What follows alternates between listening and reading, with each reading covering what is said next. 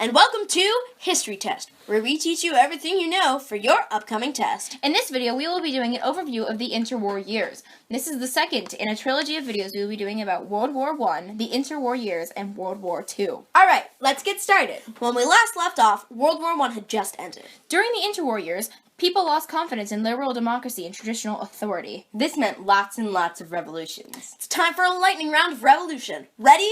Go! China, 1919 to 1937. The weak Chinese government, made up of warlords combined with the Treaty of Versailles, causes Kuomintang, the Nationalist Party of China, to join forces with the Communists and overthrow the government.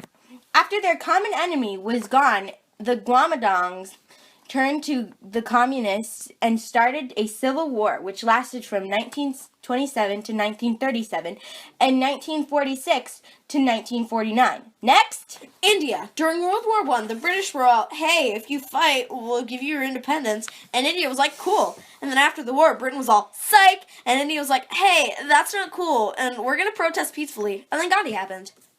Okay, Gandhi believed in non-violent resistance and peaceful protest. He and his followers did things like boycotting British products. They were arrested many times, but their struggle paid off in 1935 when Britain gave India self-rule. Next! Turkey. When the Ottoman Empire was split up, Greece was told that they could have Turkey. Yum, now I want lunch.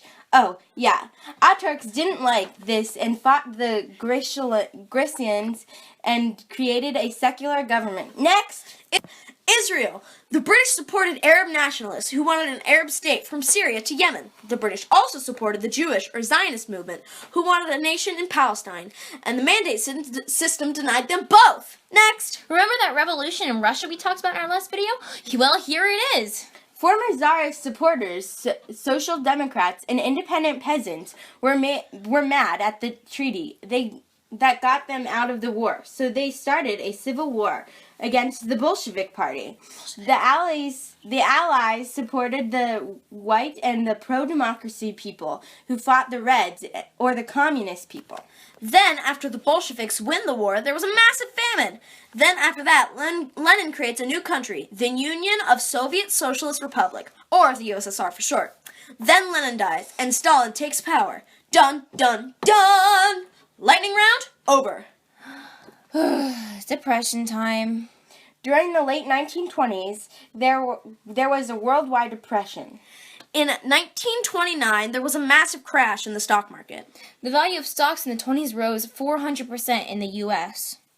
On October 28th to 29th, 1929, huge numbers of shares were sold. This was called Black Monday and Tuesday. Then came the terrible cycle.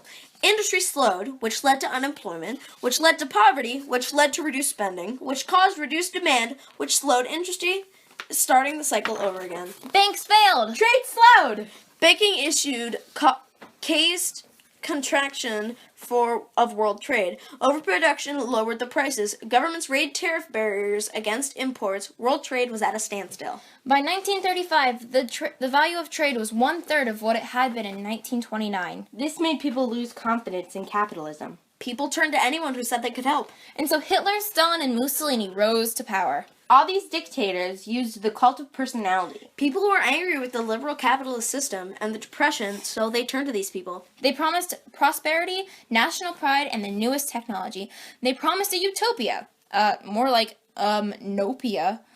Mussolini wanted to rebuild the Roman Empire, so he founded the Fascist Party. When they planned to march on Rome and take over Italy, the government got scared and gave Mussolini the position of prime minister. Then all he had to do was change the government from a monarchy to a dictatorship. Then boom, he's in power, and the people are happy about it.